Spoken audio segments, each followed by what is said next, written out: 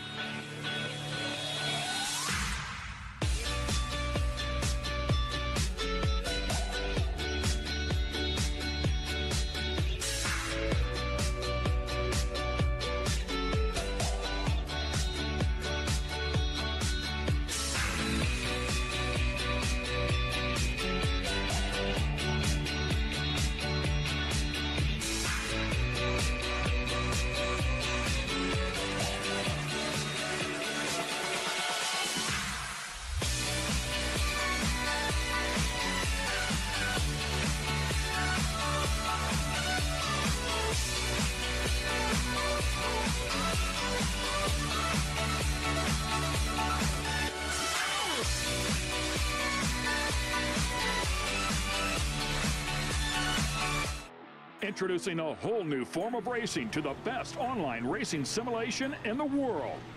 This is Dirt Racing on iRacing.com. Race online at some of America's most legendary dirt tracks, including Eldora and Williams Grove. iRacing is the premier online racing game featuring NASCAR, IndyCar, sports cars, and now World of Outlaws, the leading sanctioning body for dirt racing. iRacing is easy to use and features a centralized ranking system to make sure you have the best experience at any skill level. With a massive inventory of high-precision laser scan tracks and cars with an unmatched dedication to quality and detail, iRacing gives you the most authentic online racing experience available. Thanks to iRacing's dynamic track system developed specifically for dirt racing, tracks change over the course of a race, just like your favorite dirt track on a Friday or Saturday night.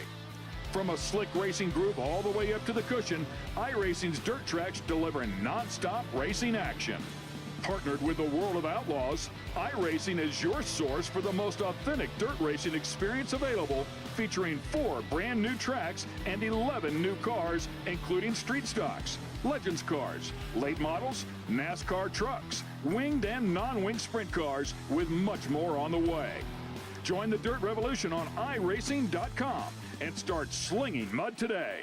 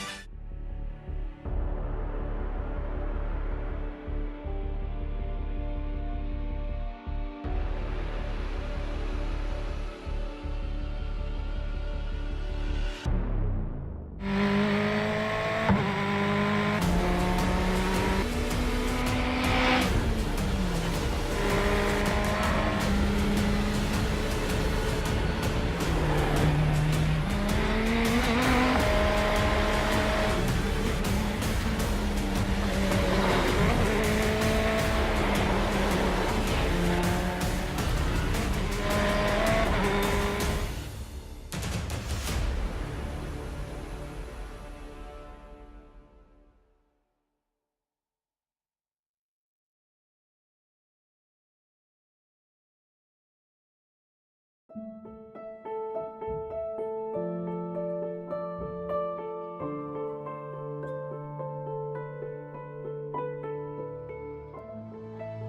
I sat in the car, you always wonder, what's it going to feel like? You know, it was my first time driving a mid-engine GT car. You know, my thoughts were, wow, this is really good for our first time in a car. I was really surprised by it. You're sitting low, you got the A-pillars at steep angles, the windshields at steep angles, you can see the fender flares. I think we have a chance to win. Everything's got to go right, but I think we have a car that can win the race or be on the podium. But can you imagine how cool that would be to go back 50 years later to the year and do it?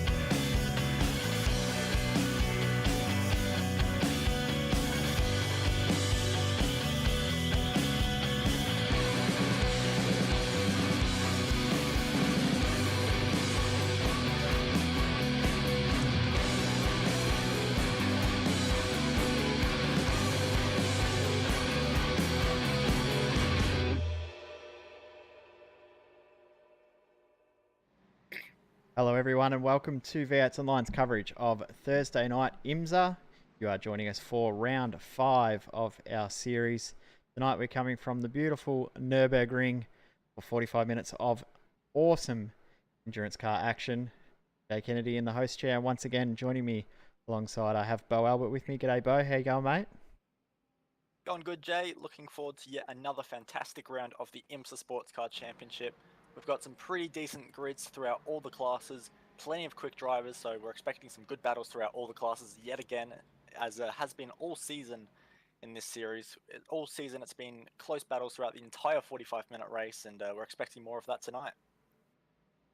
The drivers currently qualifying at the moment. We've got 9 cars in our DP class. We've got 12 in our GTE class and 9 in our GT3 class. So a fairly good split and some fantastic drivers that we've seen already this season to have some amazing battles throughout. So really looking forward to this race tonight. 45 minutes, as we said, pit stops for all drivers and all classes. So should be lots and lots of fun. And if it's half as exciting as what we saw last week at Mosport, it will be an awesome battle, an awesome race once again. Yeah, absolutely. Right now we're witnessing a pretty awesome qualifying session too, as everyone's just completing their 2 qualifying laps, being as fast as they possibly can without getting an off track, which is hard to do around this circuit, especially with the Blancpain, WEC layout of chicane. So they won't be taking the normal VDOL chicane, they'll be taking the much higher speed one. So that takes out one overtaking opportunity for these cars later on in the race, but right now for qualifying, they've got to buckle those seatbelts up and it's maximum commitment through those corners. At the moment, one of the big surprise packets we've seen throughout this series, Ross Rizzo on screen, been dominating the GT3 field at the moment, and again, he's done a great job so far in qualifying. He's put it on provisional pole at this stage, but the gap between first and second in GTE is nice and close too, with only 0.03 of a second separating first and second.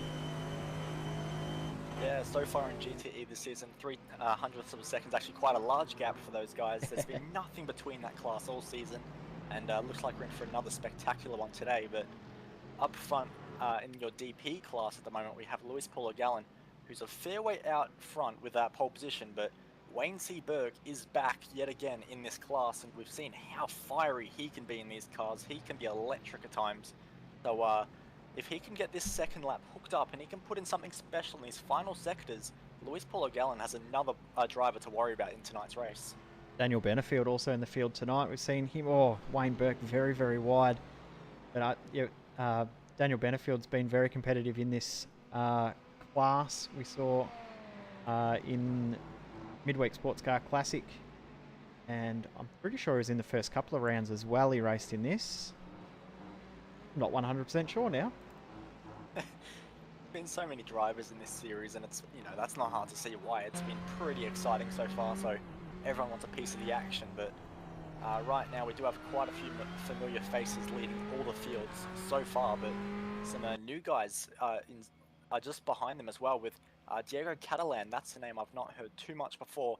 He's keeping Luis Polo-Gallen company up front in DP, and Scott Larnack in the GT3 class, who's only just doing his first GT3 race ever tonight, and he's keeping Ross Rizzo for company too. So a few new faces in here to challenge some established names in this series. Larnack normally out there doing laps in the Porsche with yourself. You're driving very, very differently.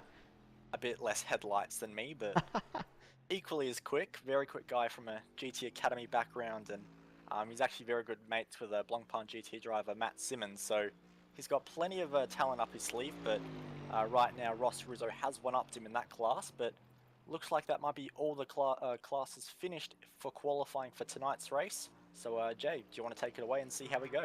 Yeah, we'll just wait. Blake Neck's about to finish a lap, so he might actually jump up the timesheet. So we'll wait for him to complete this lap, and then we will go into the grid. He may have even put this right up towards the pointy end. Goes to second in GT3, so good lap from Blake right at the dying seconds, but Luis Gallon will lead the field away in our DP class. Diego Catalan in P2, Daniel Benefield in third, Michael Evodka in fourth. Then we got Clint Smith in fifth, Gabriel Ruse in sixth position, Riley Blythe in seventh, Wayne Burke in eighth, and Heath Brennan ninth.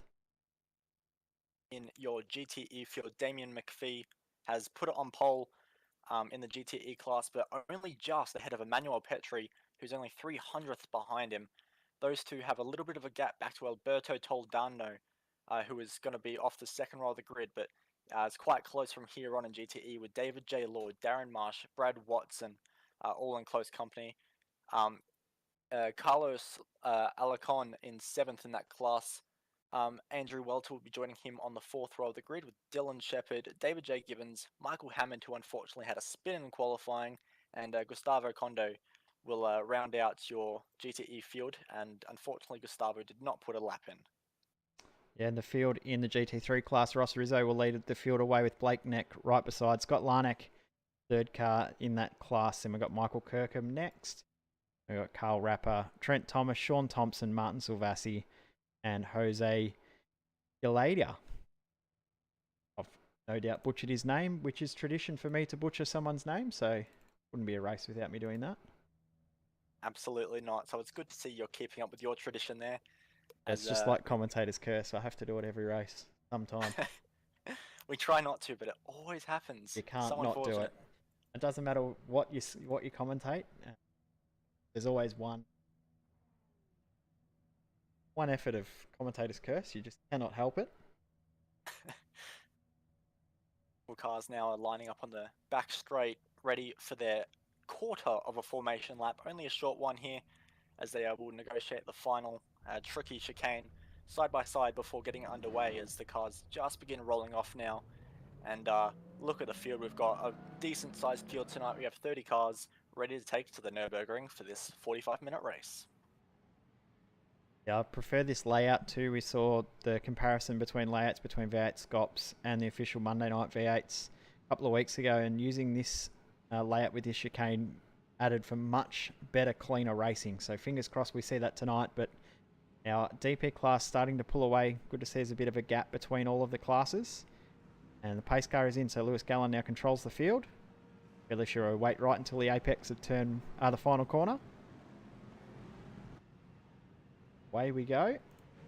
Green flag flies and off they go. Good jump from Gallen. Yeah, very good jump from Gallen. He's once again leading that field away as your GTE leaders now break free. Damien McPhee actually on the outside for the final turn, but he's going to hold that lead as he goes defensive down the front straight, holding from Manuel Petri. But as they all start to dive their way down to turn one, look at the fight up front with Petri putting on all kinds of pressure. There's millimeters between the car, almost in the grass. But will he be able to keep it up the inside, or will McPhee hold it? He runs out slightly wide, but contact! There's a car that's actually had big contact there. I think it was Alberto Tondado.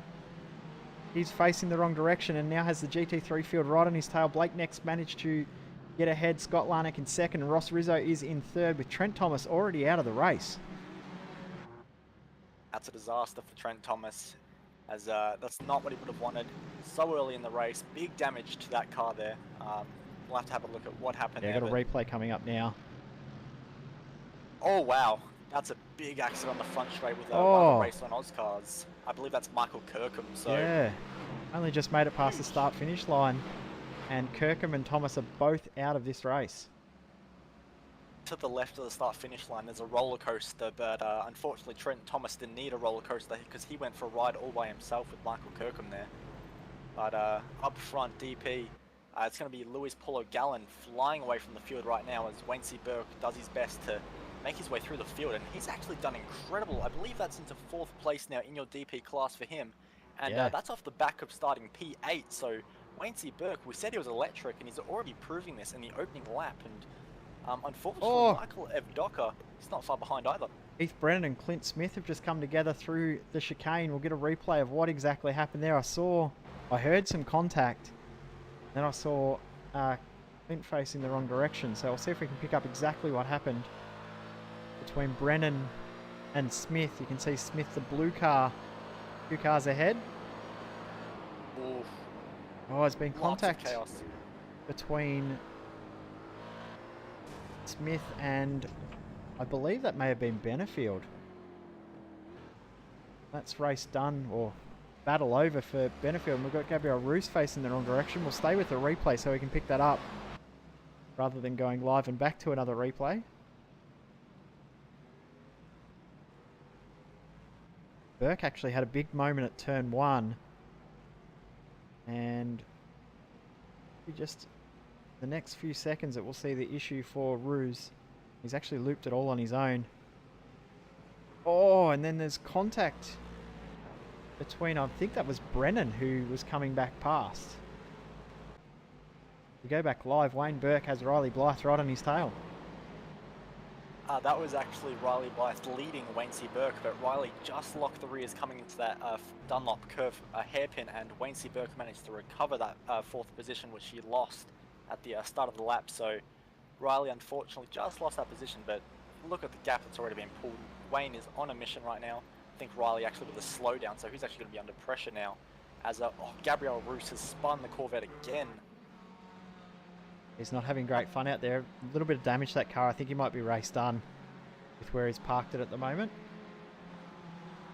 No, he's going to continue. He's just waiting for the GTE field to go past. So that's very polite of him, very sportsmanship. But that's a big, big dint in his hopes for a good finish tonight. Ross Rizzo has managed to get past Scott Larnack, and now he's right on the tail of Blake Neck. Ross was, of course, your pole sitter, so he's going to want that first position back, which Neck managed to get through the jump on the opening lap. But you can see there, Rizzo much, much quicker through that final chicane, and Blake Neck is under all kinds of pressure. And just behind that, Scott Larnack on his GC3 debut, not quite able to help his teammate out right now. Gabriel Roos and Clint Smith both in the pit, so night done for both of those guys. Gap at the front of the DPs, 2.4 seconds between Gallon and Catalan.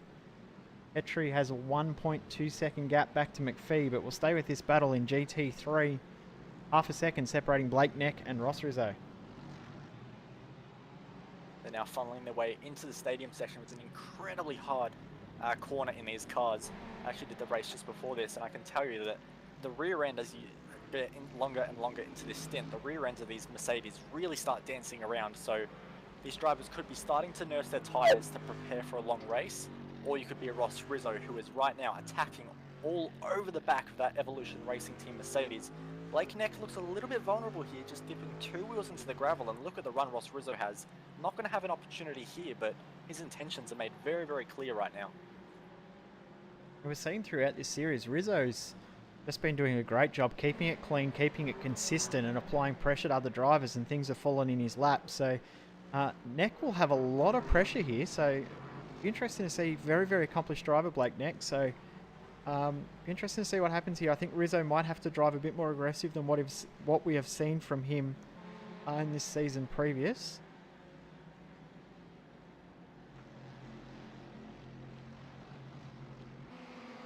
Having a look through your GTE field right now, and looks like it's all settled a bit out front with Emmanuel Petrie with quite a gap over Damien McPhee now, and David J. Lord just trying to keep up with those two behind. But we do have a little bit of a train happening just behind some of our leaders, with about 3 cars there, all starting with Carlos Alarcon, as they're all going single file into turn 1, but all 3 of those Ferraris very close together. So GTE field doing what GTE does, which is produce fantastic racing. Yeah, always awesome battles in the GTE field. Sometimes we get a bit of a lull, and then all of a sudden it just lights up. So good to see. We're already 7 minutes into this race. It's flying by already. And Shepard, who we saw do a great job last night in the Formula Renault series, he's jumped across into the Ferrari and doing a great job again tonight, applying a lot of pressure from Alarcon. And here he comes up the inside. Not quite close enough. Very risky move there into there, but it definitely looks like he has a bit of pace on him right now. So clearly that switch from a very different car in the Formula Renault to this Ferrari tonight isn't slowing down at all. And Carlos is going to have a fair bit of work to do, but Dylan can't afford anything too dramatic, because Alberto Toledano is very close behind. But right now, 2 wheels in the dirt for Carlos, and that's just going to be even more incentive for Dylan. If he can get a good run through here, he has a potential to get a move done into this next corner, but unfortunately doesn't look like it's going to happen for him.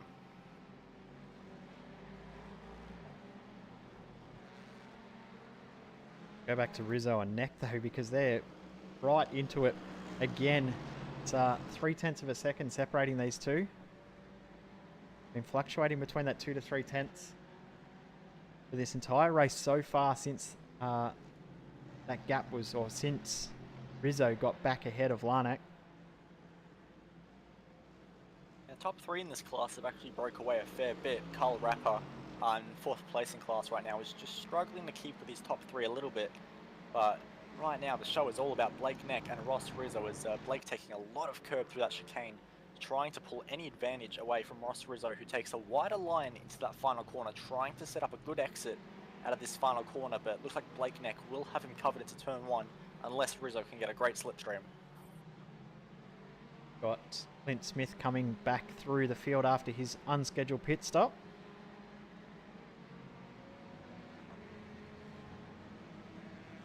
Going to be a good battle here. Really looking forward to seeing how this plays out here between Neck and Rizzo. Equal machinery, of course, so it's all down to the drivers. As you can just see there, Rizzo a little bit sideways, and that's what I was talking about before. These cars, these Mercedes, do not handle slow speed corners very well. Very little mechanical grip in these cars. So the second you try and put a bit too much trail braking into a slow corner, and that rear end will start dancing around. That's what you saw there, and that's why Blake Neck has extended by about 0.2 of a second over Rizzo. So that's something all 3 of these guys up front right now. Big contact between Dylan Shepherd and Alberto Toledano. Bit of replay of that. We just caught the end of it with Shepherd right into the tail of Alberto's car. We'll see if we can pick up exactly what happened. Alberto up the inside, and then he's just come out and taken the spot that Shepherd already had. Shepherd wasn't backing off and turns him around. Not much more to it than that.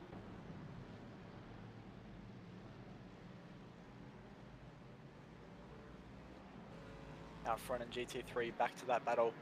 It looks like traffic has got involved, and that's gone into Blake Neck's favour. So Ross Rizzo having a little bit of ground to make up now. So that battle has had a bit of water poured over the fire just briefly, which is a bit of a shame. But Ross Rizzo looks very quick, of course, putting that car on pole. So we'll see what he can do.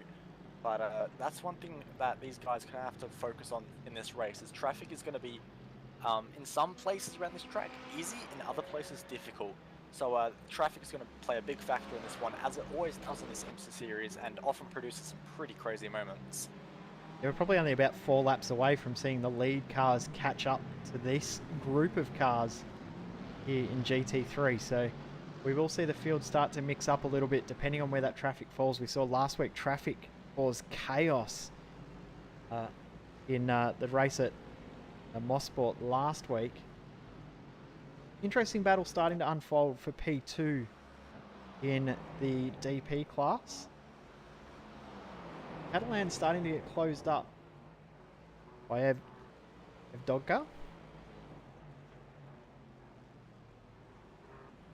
Yep, 2 very quick guys right now at the head of the DP field. They're in 2nd and 3rd right now, just trying to keep the gap consistent to Luis Paulo-Gallen out front. So, but right now these guys wanting to fight over P2 as Evdogka goes very deep in the Tequila Patron Corvette into turn 1, just misses brake marker, and he's lost a little bit of ground to Catalan. But these cars are very sensitive to slipstream, so it won't take long for Evdogka to get back onto the back of Catalan. Change of position for the front of GT3. Blake Neck's had a slowdown penalty, and Ross Rizzo has assumed the race lead in the GT3 class. Just as we said, keeps it consistent, applies pressure, has now taken advantage on a little mistake from Blake Neck. Yep, so that's as easy as you like for Ross Rizzo there, straight into the lead. Managing to keep it on the track is always the best way to win a race, and he's just proved that. And he was quite pacey before he got stuck behind Blake Neck, so we'll see if he can start to extend that lead in that class now, because definitely not lacking pace in that. And you can see Blake Neck, 2 wheelers in the gravel on the exit there.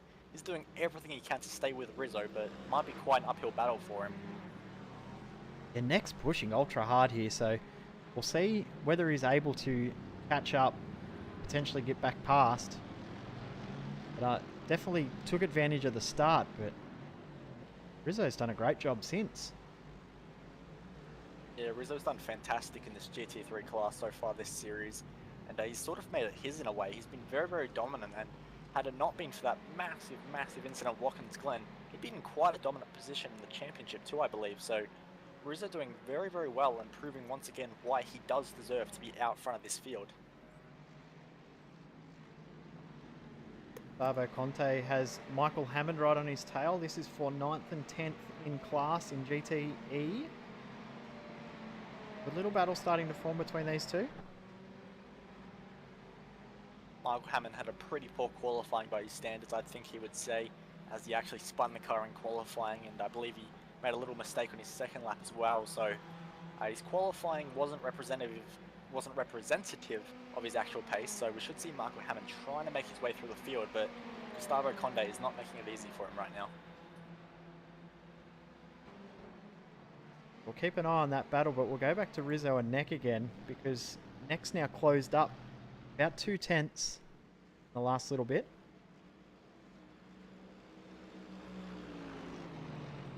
Equal machinery, so of course with Rizzo having to bust through that massive wall of air, Blake Neck is just able to sit in that, gain a little bit of time, and it's very, very easy for him to stay with Rizzo if he can keep his lines right. And you can see there through that chicane, he had more wheels in the grass than he did on the tarmac, so he's still continuing to push very, very hard, but we'll see how defensive Ross Rizzo gets with this, as we're expecting pit stops to take place in about 10 more minutes. So is Blake Neck going to play the strategy card, fuel save a little bit, or is he going to go for this track position? I think with the way that traffic comes into play later on, I think track position's key all the time in this series, but you never know. Strange things happen in this series too, so play your cards right when traffic's coming through and use that to your advantage as well. Hard strategy to make, hard strategy to call. It is. We've seen strategy decide so many of these races, and we've also seen sheer outright pace decide so many of these races, so can go either way right now in these top three in class, with Scott Larmack not far behind either now. He's beginning to close in on this fight as well, but right now those three are well out in front of the GT3 class and could form quite a nice battle come the end of the race. They've pulled away from the rest of the field an absolute mile too. 9 seconds from first Ross Rizzo back to Carl Rapper in 4th, so a big gap. Yeah, all three of those guys doing very, very well in that class, but out front, another guy that's doing very, very well is Luis Paulo Gallen, who was out to a 3.6 second lead. But we have to keep an eye on Luis. We've seen so many times in these races, around the halfway stage of this race, he begins to drop off a little bit, whether that's his pressures he runs, or he's just beginning to suffer from tyre wear a little worse. So Luis Paulo Gallen at 3.5 seconds out front right now, but we have seen him be vulnerable around this stage of the race many, many times before so far in the series. Yeah, we've seen it nearly every race where one tiny little mistake or a little bit of bad luck with traffic or not timing the pit stop properly or overshooting his pit bay, always something a bit different with Luis Gallon, so we'll have to keep an eye on him. As you said, we've got 4 seconds back to Diego Catalan next in the field. Was actually broken away from Michael Evdoka quite a fair bit now. They were quite close just a few laps ago, and it's a bit over 2.5 seconds now. So Evdoka, we saw him locking the tyres up a treat into turn 1, and perhaps he's continued that up, and he's just lost that time as he gets all kinds of sideways through the final corner. So it looks like it's up to Catalan to chase down our DP race leader. Wayne Burke's actually starting to catch on to the back of Evdoka. So we'll see Burke. It's now down to 1.6 seconds. It was about 3.5 seconds not all that long ago. We will keep an eye on Burke as he starts to now make his way forward. We've seen in every race that Burke's been in this series, at around the half hour to go mark, he really starts to come to his own. He starts to move his way forward, starts to get a feel for the car. So we'll see if he can do it again. We actually have Luis Paulo Gallen now just starting to get into some of your GT3 traffic, as he has Sean Thompson just ahead of him, and once he gets past Thompson, he's going to be dealing with Silvassi and Galilea, who are in a little bit of a fight in GT3 class as well. So this is where things start getting a little bit interesting for Gallen. He gets past Thompson, but he's got a whole heap of GT3 cars left to pass. You can see in the background there, Silvassi, you can see just in the background, you can see Gallon starting to come through. So this is now where the race really starts to get interesting. Positions mean double now because of the way that the lap traffic or the lapping traffic comes through.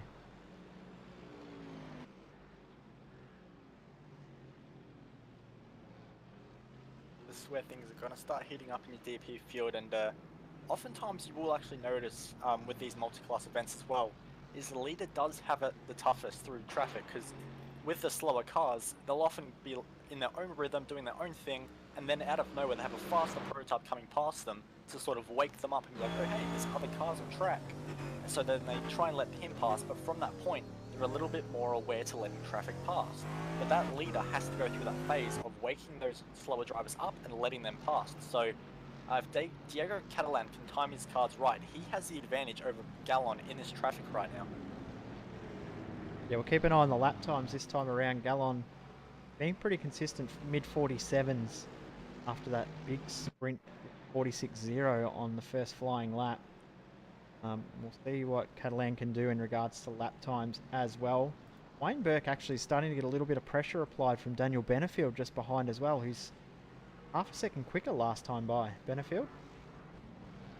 Yeah, Benefield is no slouch in these cars. We've seen him do impressive things time and time again.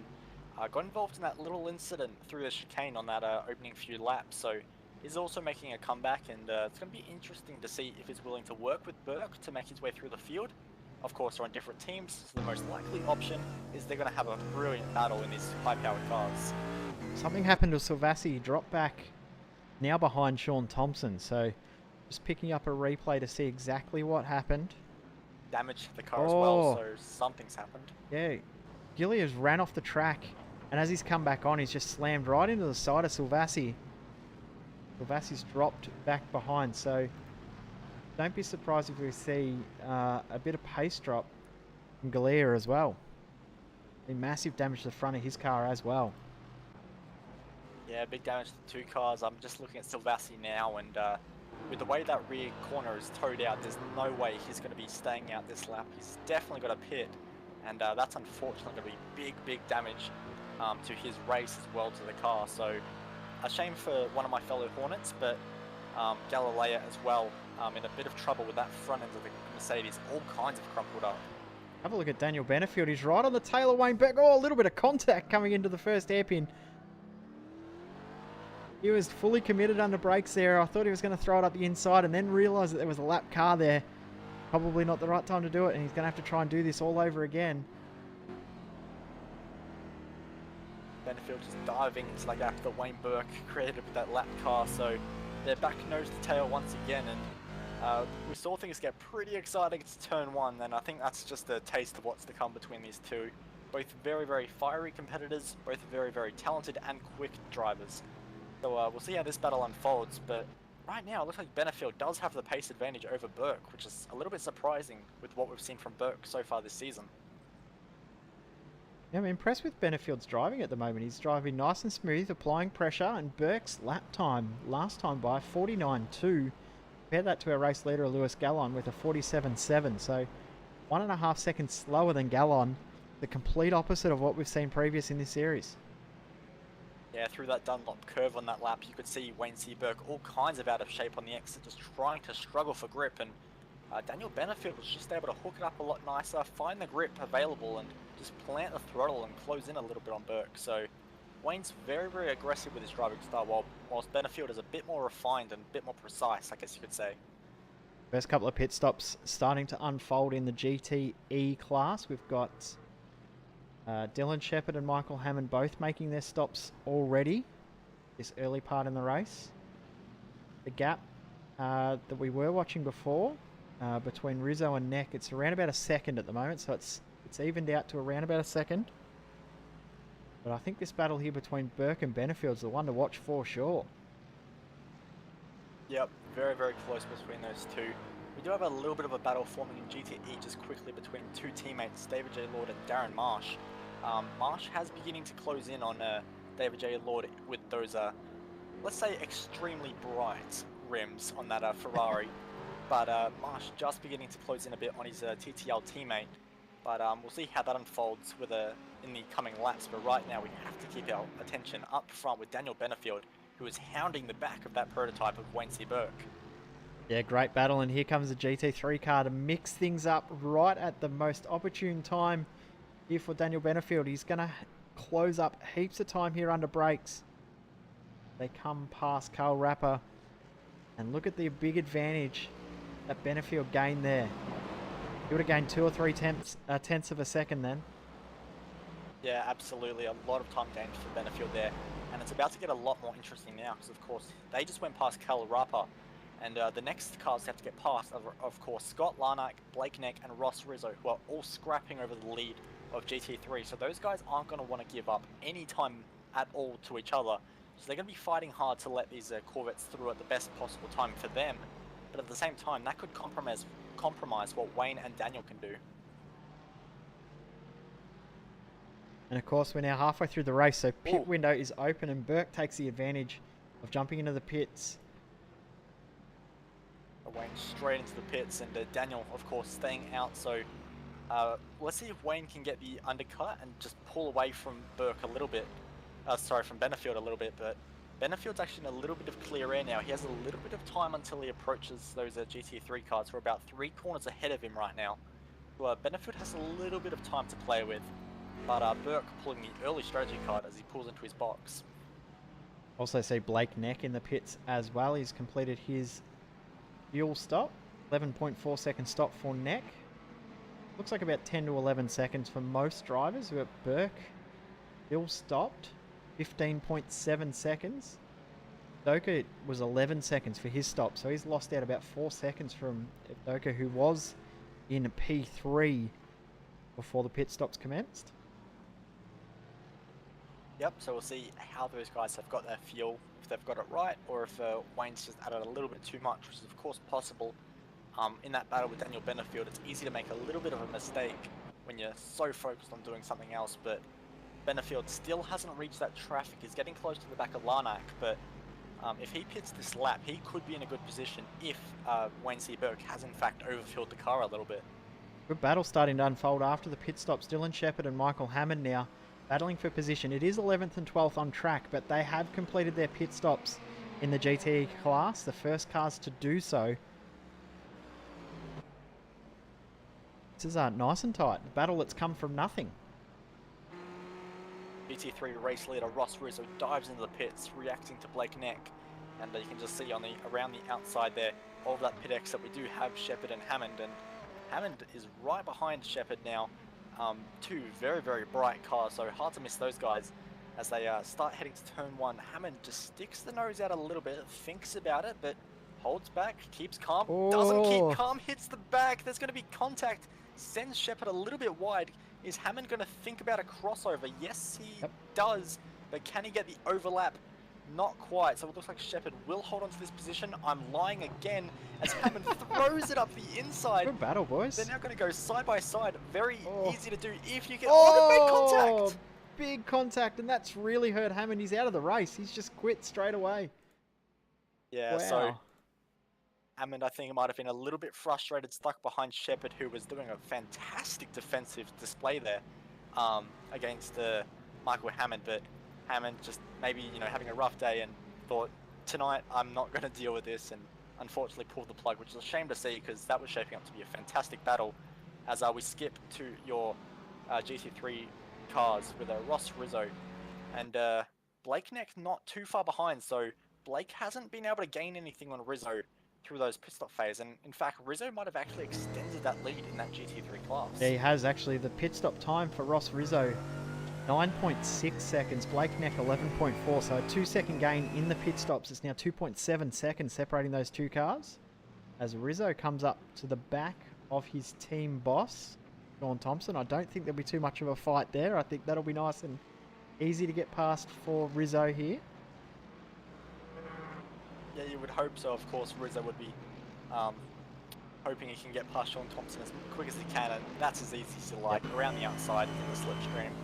Good work by Sean Thompson, respecting his teammate there, who is doing a fantastic job right now. Both those cars was Sean's fault on the back of the car there, but that was very good by Sean Thompson playing the team card there. Something happens back in the field though. We will see a hashtag Sean's fault start to trend once again. Scott Larnack in the pits to help start to cleanse this GT3 field.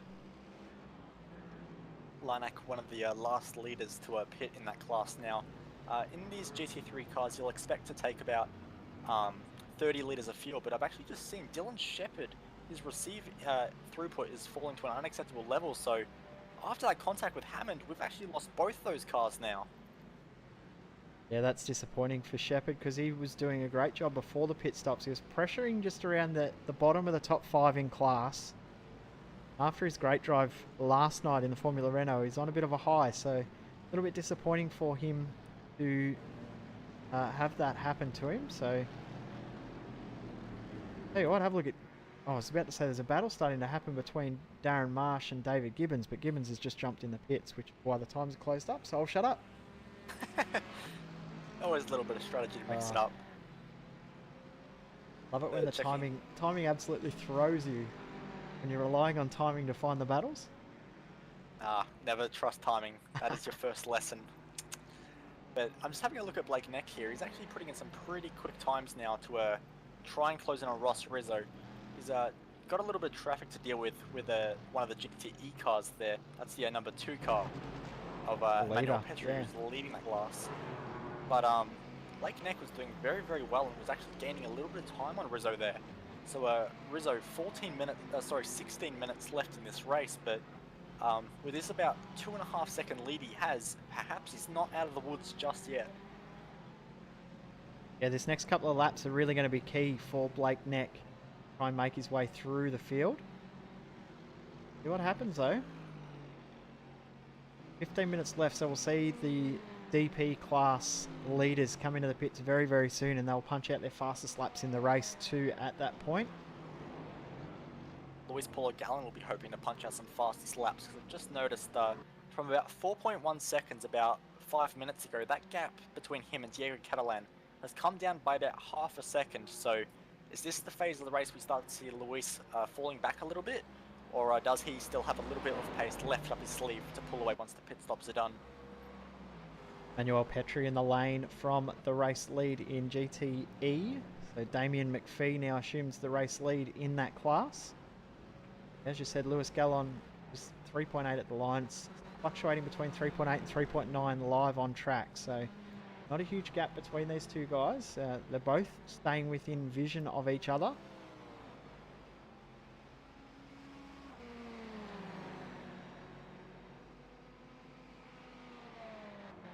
Something's happened to Ross Rizzo. Something's happened to Ross Rizzo. He's just having internet issues. That's okay. He's still in the race. We've still got him in the race, but the few moments we can actually see him on track, it does look like that gap has actually came down a little bit. So Blake Neck right now has cleared track, but doesn't because of Rizzo. Get that one. And we'll see. He does and he doesn't and he does and he doesn't. Luis Gallon in the lane. Putting in some pretty quick lap times is Blake, so we'll see if he can close in on Rizzo, but that's also going to be distracting for Blake, seeing that car blinking in and out a little bit. But Rizzo still has that 2 second or so lead, but yeah, he's got some interesting internet right now. Try not to focus on him too much because we can't even see him at the moment, so it looks like Rizzo now right behind... Oh, it's contact between Blake Neck. Blake Neck's off in the fence. Blake Neck is out of this race. Damage. Big damage there to Blake Neck's car. Hood is ripped off, sides ripped off, and that is going to be a retirement, I believe, as he's pulled off to the side of the track. Yeah, he's done. That's very unfortunate. There? So there's the number 1, Damien McPhee, trying to make his way through the field, take advantage of the class leader in the pits, trying to overcut. Side by side, he's drifted a little bit wide, and they've just come together at the apex. I'm not sure who to blame for that one. I'm pretty sure... A bit hard to tell from the angle. Maybe McPhee maybe come across a little bit. I'm not too sure. Yeah, there's a right kink down that straight, so all the cars are turning very, very slightly right, but looks like McPhee just let the steering out just a little bit and got into Blake Neck, which has put pay to both of their battles, which is a bit of a shame. Watching from the chopper, it actually looks like McPhee's missed the apex and drifted a lot wider than both drivers are expecting. That's unfortunate for Neck. He is out of this race. So Ross Rizzo, once again, still having his internet issues bouncing all over the track. He is in the race lead now.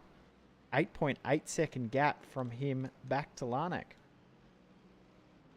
Yeah, so big gap between those guys now. Larnack just struggling with this car a little bit. It is his first race though, so we'll give him credit for that. But right now, Rizzo out front, and with that incident for Blake Neck, looks in a commanding position to take this race win. Field is now cleansed in the DP class as all of the drivers in that class are in the pits being serviced or who have already completed their service. Lewis Gallon reassumes the race lead in the DP class, and the gap 4 seconds as it was before the pit stops. Yep, so good work by Gallon there. Good in laps, good out laps, and he has retains that race lead, sorry. And also, it looks like... Great strategy from Bannerfield. Bannerfield's jumped ahead of Burke. He's got about 3 seconds on Burke. And Riley Blythe is right on the tail of Wayne Burke now. Took the words out of my mouth. It looks like Burke's extra bit of fuel has actually cost him quite a fair bit of track position, because he was just a little bit ahead of Bannerfield before the stops, and now he's only a little bit ahead of Riley Blythe in that Evolution prototype. So Burke definitely looks like he's got his strategy a little bit muddled up tonight. Not necessarily a bad ploy to jump in early, but a 7-second longer stop from Burke over Blythe. So Blythe 7.6 seconds. We've seen Lewis Gallon with a 7.2 second stop. Wayne Burke 15.7 second pit stop. So that's where all the time advantage / disadvantage has happened. Got Clint Smith back in the pits for his second pit stop. I've also just noticed that Damien McPhee, who's of course having a bit of a troubled few laps, has actually just run straight on through the chicane with a huge moment through the gravel there, and almost took out a car that was trying to enter the pit lane. So McPhee's having a bit of a struggle right now in that 488 GTE car. He's got Manuel about 22 seconds up the road now, and David Lord's starting to catch up. About 4.8 seconds behind, so we'll keep an eye on that gap as it starts to change and evolve over the next little bit. McPhee also battling as traffic is going past, with Clint Smith and Heath Brennan both going through, although Lord has a couple of GT3 cars just ahead of him that he will have to work his way past.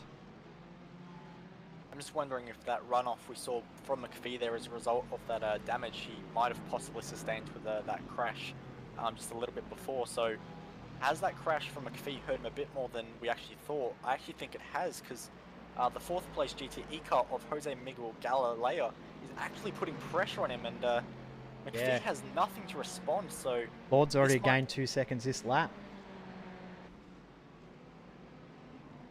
This might be game over, unfortunately, for Damien McPhee. He's going to hold on and do everything he can to for the final 9.5 minutes of this race. But look at David J. Lord's exit speed compared to McPhee, and this is going to be straight up the inside through this little kink, and that was a little bit too easy, unfortunately.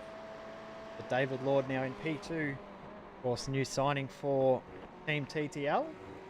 Happened just before our IMSA race last week. They announced that he had jumped ship across into the TTL ranks. Yeah, very good signing there. He won the EMR Super Cup race around this very circuit of the Porsches just a few weeks ago, and now second in class in the top split IMSA race. He's doing a fantastic job right now, and a fantastic first impression for that team. Have a look at the pace that Daniel Benefield's got at the moment. This lap he has gained a bucket load of time on Evdoka. See what the actual difference in lap speed is across the line. 7.8 versus a 7.5, so a half a second gain there for Benefield, and he's now got that gap down to 0.6 of a second. And getting that gap down to 3 seconds is Diego Catalan with a 47.3 on that last lap, compared to Luis Paulo Gallon on a 48 flat. So Gallon just falling into the clutches of Catalan just a little bit, but with a 3-second lead with 8 minutes to go, he should be able to hold on to this, but it's going to be making him a little bit more nervous than he would have liked for this final part of the race. We're predicting 5 laps left in this one. 7 minutes and 45 seconds on the clock. And this is about the time. We have a look at the gap now. It's down to 3 seconds. So nothing in it between these guys. Been time and time again, Gallon starting to fall back into the field towards the end of these races. Of course, been up the front in every single race so far. So have a look at Benefield. Oh, wow. big moment. Nose to tail, there is not a millimetre between those cars now as they head into this very, very tight chicane. He's going to think about around the outside, dirty side of the track. Can't quite pull it up, runs a little bit wide, but he's now going to get a fantastic exit. If he doesn't slide the car, that's a big moment for Benefield there, as he's just doing everything he can to hold onto the back of Michael Evdoka. Look at the gap that he's pulled now, since that little mistake there for Benefield. Big moment for Benefield, and already he's lost nearly half a second just from that one little moment. These cars have traction control for the rear wheels, spinning at about 650 horsepower. So the second that traction control does kick in for these cars, it makes a very, very dramatic difference as all that power is cut. So one little slide is a lot more costly than you might expect in these cars. And Benefield, who was so precise behind the back of Wayne C. Burke earlier in the race, had a little bit of a moment, and that's cost him a little bit. But with the pace he has had in these final few minutes of the race, Michael Evdoka is not out of the woods yet.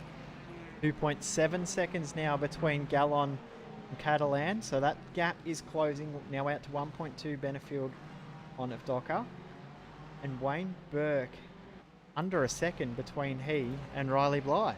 So we've got 3 battles starting to unfold in the DP field with 4 laps to go, we're predicting, in this race. Under 6 minutes left.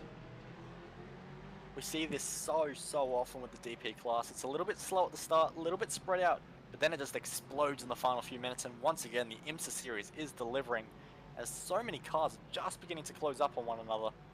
And that is definitely one of the best classes to be keeping an eye on right now, as the cars just trying to make their way through traffic. Everyone's being held up at different points on the track. Gaps are changing and all over the place. So it's getting very, very interesting in this class right now. Yeah, the race is definitely evolving. I think something's happened between Clint Smith and Heath Brennan as well. They've both disappeared from the race server, and the times are dropping back through the field. Ross Rizzo's still having all sorts of internet issues. Fingers crossed he doesn't get clock smashed here, because he's disappearing from the race server for large amounts of time. So hopefully he doesn't go a lap down here.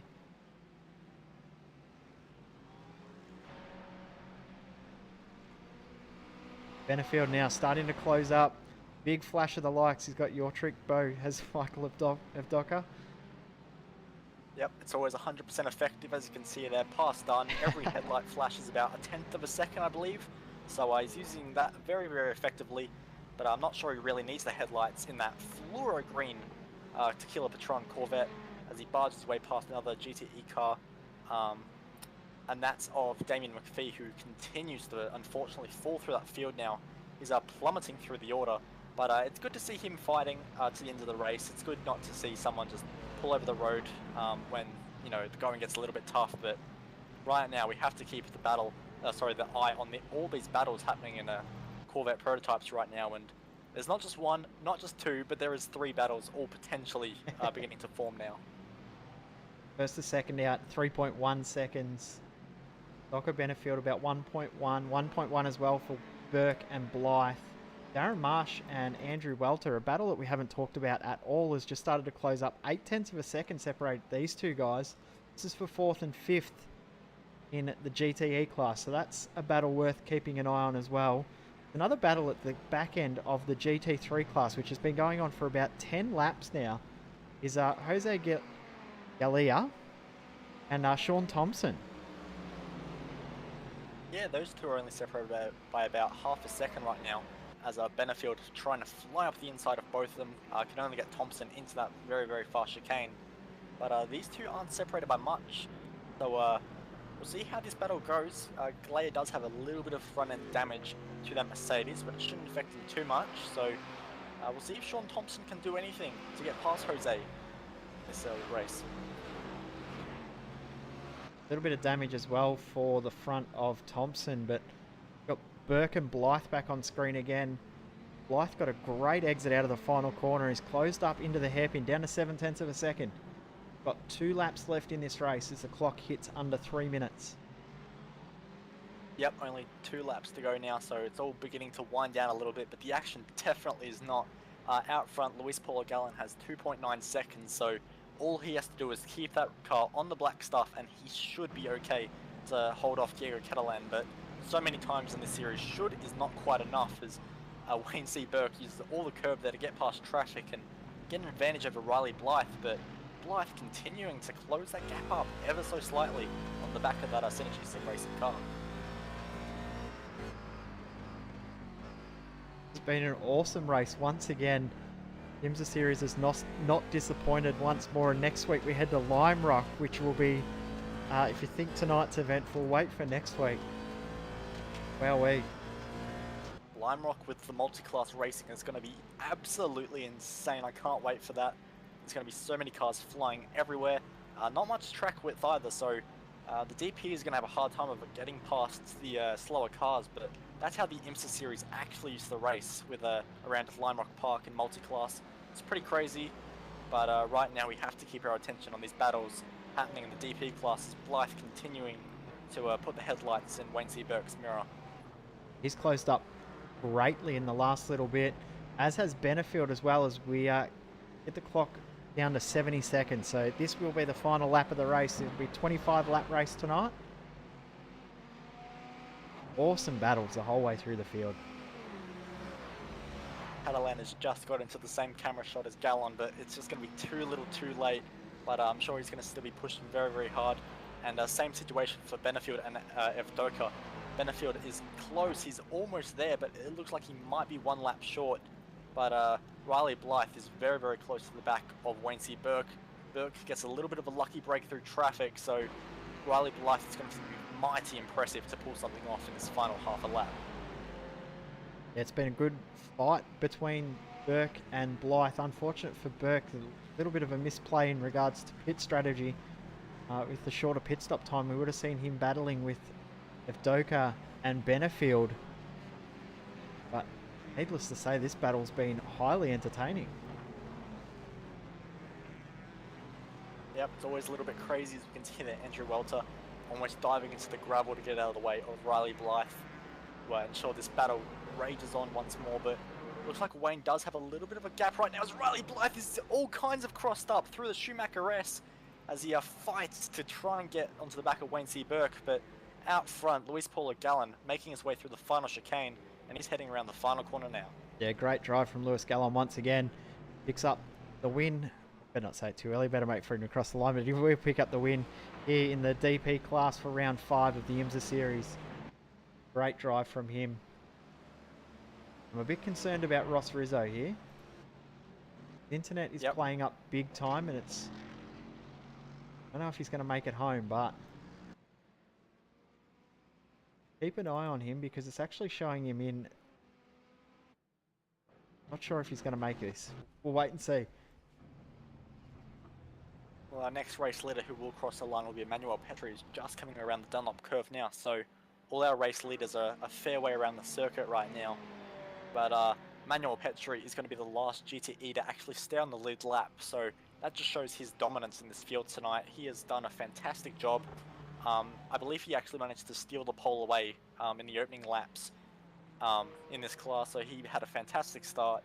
He's drove away from the rest of the field, played the strategy perfect to extend that lead even further, and when McPhee had those troubles later in the race, it was just going to be sailing home nice and easy for Manuel Petri as he makes his way now through the final chicane to take victory after he rounds his next corner in the GTE class. Fantastic drive from him, but we have to turn our attention to Ross Rizzo. Can he make this to the flag, or will this be last second heartbreak? It looks like his internet started to settle just towards the end of this lap, so hopefully he can cross the line and have this race result actually count for him. Fingers crossed for his sake he can. There we go, it looks like it's all settled down and it does confirm him as the race winner in GT3 class. But Larnack will pick up P2 official gap 6.2 seconds, so it has confirmed him as the race winner. Great battle. Yeah, that was awesome stuff from those two. And good race from everyone involved. Pretty chaotic race as always. But yeah, good to see that nothing got too crazy in the end. And we got some fantastic racing out of that race. Yeah, awesome night of racing once again. We'll run through the race results. We've got the DP class up on screen. Lewis Gallon, in the end, only 2.4 seconds ahead of Diego Catalan. Then if Doka managed to stay ahead of Benefield, about 1.2 seconds between those guys. Wayne Burke held off Riley Blythe about 1 second at the end. Then we've got Heath Brennan, Clint Smith, and Gabriel Ruse DNFing in that field. In GTE class, Emmanuel Petri with a dominant display in that field to win by well over half a minute ahead of David J. Lord, who comes home a brilliant second for TTL, with David J. Gibbons rounding out the podium in that class. Darren Marsh, Andrew Welter, and Carlos Alacan fill out the grid to P6. Alberto Toledano, Brad Watson, Gustavo Conde, and Damien McPhee will complete the top 10, with McPhee obviously having those last part issues, which is a massive shame for him, with Dylan Shepherd and unfortunately Michael Hammond going to be rounding out the field for GTE with DNFs. Unfortunate for those guys. They were starting to build up to a big battle between those two. Then we've got the GT3 class, Ross Rizzo, about 6 seconds ahead of Scott Larnack. Then Carl Rapper, Jose Gallia finished about 1.4 seconds ahead of Sean Thompson in the end. Then we've got Martin Silvassi, Blake Neck, Trent Thomas, and Michael Kirkham. Unfortunate for Thomas and Kirkham with the issues that they had at the start of the race. But another fantastic night here at IMSA. Yeah, crazy as always. This series never fails to produce fantastic racing, a little bit of chaos as well, and even though we sometimes get a little bit of a lull in action, it always explodes in the end, and that was a fantastic race once again, and it has been all season. Lime Rock, it's just going to be fireworks everywhere. Yeah, we'll probably see about 50 odd laps of racing at Lime Rock. We'll fairly sure again we'll have pit stops in the classes as well. So, yeah, really looking forward to next week. Our next broadcast though will be Sunday night. We have the V8 Supercar Online Premier Series as well as the EMR Super Cup. We head to Okayama. You're looking forward to racing in the Super Cup there, Bo? Yeah, I am. I've actually got a special edition on the rear wing for the V8 Online broadcast, so you can look forward to that. And of course, you know what's going to be there. The flashing headlights, they're going to be there. Looking forward to the flashing lights. Then, of course, Monday we'll be back at Okayama for the official V8 Supercar Series. Next Wednesday, we have the Formula Renault Series. And, of course, next Thursday, as we said, back with IMSA once again. Bo, thank you very much for jumping in with me again tonight. Thoroughly enjoyed it. Thanks for having me, Jay. Always a pleasure to watch this series, and can't wait for Lime Rock. It's going to get tasty. It will be awesome. Thank you very much for tuning in. This is V8's Online's live coverage of Thursday Night IMSA. We will see you next time.